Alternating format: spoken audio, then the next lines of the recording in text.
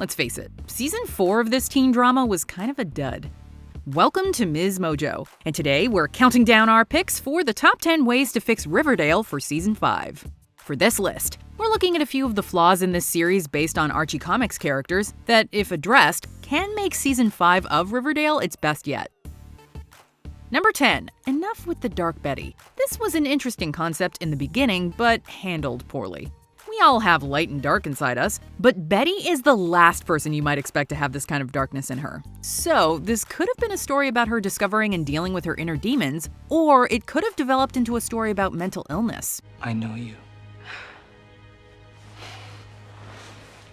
You're a good person, Betty. You might have some darkness, just like me, but you're not evil. But instead, Dark Betty is treated as if she's a completely separate entity or another personality that needs to be eradicated. Why have you chosen to return? To see her again. My other half. And now that entity is trotted out anytime some filler is needed. If they can't figure out where they want to go with this, they should just end it already. No more darkness. Number 9. Make a decision about music already. I've got you, and you got me. Music was a huge part of this show from the beginning. Archie wanted to be a musician, and Josie and the Pussycats had a major role.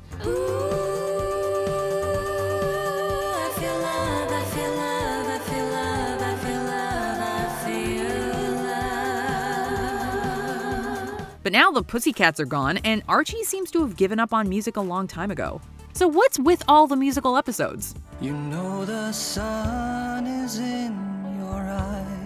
Just because the actors can sing doesn't mean they should. Not that the musical episodes aren't fun, but they seem out of place. Why do they hate me? Why don't I fight back? Why do I act like such a creep? The people behind the series need to decide whether or not music is going to continue to play a crucial role. While it seems to be making a comeback with the appearance by the Archies in season 4, we'll have to wait and see if that stands in the future. And the losers, well, you know you're rock and rollers. Number 8. Balance the storylines better. Some storylines are introduced and resolved in a single episode, and some go on agonizingly long. I need help. I've been attacked by a grizzly. I'm in bad shape. For instance, Archie was attacked by a bear and was pretty much fine the next day. But the Black Hood storyline transcended seasons. Who is he?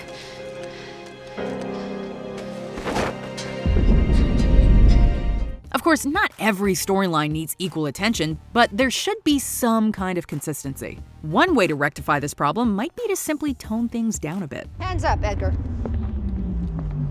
Sister Alice. Each season just gets darker and more detached from reality. The extreme plots can be interesting, but more often than not, they devolve into pure madness. Shorter seasons might also be a simple solution. With fewer episodes in the season, the storylines won't have to drag out for so long, and filler storylines won't have to be introduced to cover the gaps. Number 7. Bring back the Southside Serpents and the Pretty Poisons. Time to show Jughead just how poisonous we pretties can be. These gangs were a lot of fun. They always had pretty interesting stories despite not having distinct roles, but they were practically non-existent in season 4. We're the Pretty Poisons, P-Brain.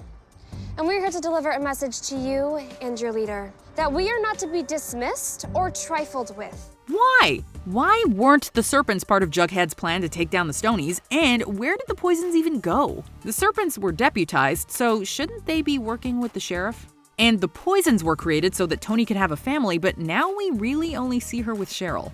They started as enemies, but eventually worked together in protecting their friends, and it was epic. We want to see more of that in season 5.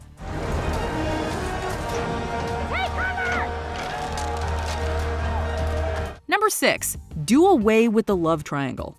Fans seemed disappointed that Jughead's asexuality did not translate from the page to the screen, but pairing him with Betty seemed to make it clear early on that the show was not interested in diving into a love triangle. Can we make a vow? Sure. That no matter what, no boy will ever come between us again.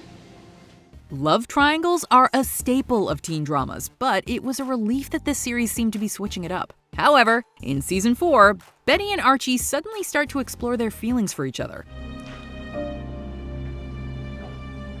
It'd be one thing if this had happened earlier on, but for this to start up now, it may completely tear the group apart. One of the greatest things about the show is how loyal the main four seem to be to each other. No one wants to see them break up. Number 5. End Hiram Lodge's reign of terror. Do you genuinely think killing me will solve all your problems? Who knows if he actually is sick? Knowing him, it could all be some kind of elaborate plot. Veronica's dad, Hiram Lodge, was a terrifying villain early on, but it's just kind of getting annoying now. Especially because people just keep forgiving him. He is a mobster and a criminal that keeps outsmarting people. Or, more accurately, everyone is just too stupid to end his plots effectively. He's tried to kill on multiple occasions, Archie especially, but the teen still keeps going back to him. Why? Mr. Lodge clearly still has evil plans, but hopefully he can finally get his comeuppance in Season 5. We have been waiting for it for so long. I came home early to surprise you. And imagine my surprise when you weren't here to greet me. Number 4. Don't ruin Cheryl Blossom. I suggest you run whilst you still can. I only miss when I mean to. Cheryl is one of the best characters on Riverdale, hands down. She is well written, well performed, and is a total undercover badass. Tony, you've never met Jason, have you? But in Season 4, her story devolved into talking to her brother's corpse, suspecting her house is haunted, and that thing about cannibalism. It means that any evidence he was ever here is in the process of being digested. What in the sweet hell was that? I'm afraid the true haunting of Thistle House has only just begun. Cheryl always had a flair for the overdramatic, but that story was absolute lunacy. We just hope that her character doesn't get wrecked anymore in Season 5. Give us some more of that fast-talking, sharp-tongued Cheryl of old. They're charlatans! What? Not another step! Get up, Tony. Let's go. But my treatment. There's a chance Betty's cries that the sky is falling. Actually, just give us more of Cheryl and TT altogether. Number 3. Veronica Lodge needs to pick a side. We empathize with Ronnie's turmoil because, let's face it, teenagers make mistakes. And it's not like she can look to her parents to set a good example.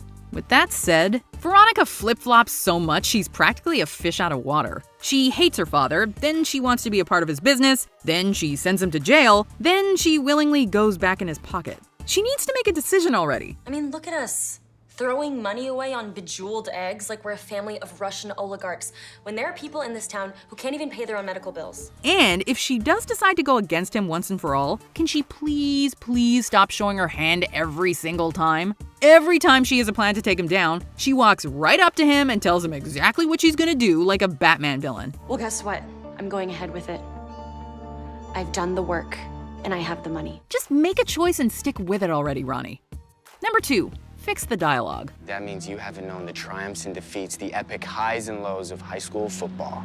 Dialogue can make or break a show. It can make the characters feel real and relatable no matter how unrealistic the plot. Unfortunately, in this case, the dialogue only further contributes to the show's absurdity. Betty's ponytail is iconic and beyond reproach. Riverdale has become a meme because of its over-the-top, fluffy, and even cringeworthy vocabulary. Nowhere on Earth do teenagers, or even just humans, actually talk like that.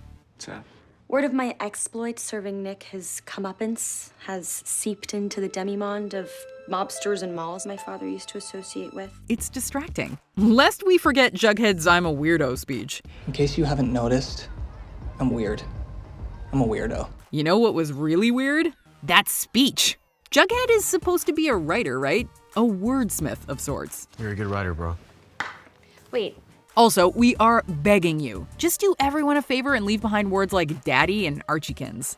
Daddy, are you serious? Hard pass. No, Daddy. Before we continue, be sure to subscribe to our channel and ring the bell to get notified about our latest videos. You have the option to be notified for occasional videos or all of them. If you're on your phone, make sure you go into your settings and switch on notifications. Number 1. Better representation. Unfortunately, this could be number 1 to improve most media. In 2020, the murder of George Floyd and greater vocal support for Black Lives Matter has brought with it discussions of systemic issues of representation, most notably the lack of it in media. But I think we need to talk about what's going on between us. Vanessa Morgan, who plays Tony Topaz, took to Twitter to voice her frustrations, saying she's, quote, tired of how Black people are portrayed in media, and specifically calling out being relegated to a sidekick, all the while being flaunted in promotional material to claim diversity. It's entirely yours, your space. The show's creator, Roberto Aguirre Sacasa, responded in apology with the promise to do better. We sincerely hope that those words will become action in season 5 and beyond. Yeah, okay, not your problem. I'll make it work. Do you agree with our picks? Check out this other recent clip from MsMojo. And be sure to subscribe and ring the bell to be notified about our latest videos.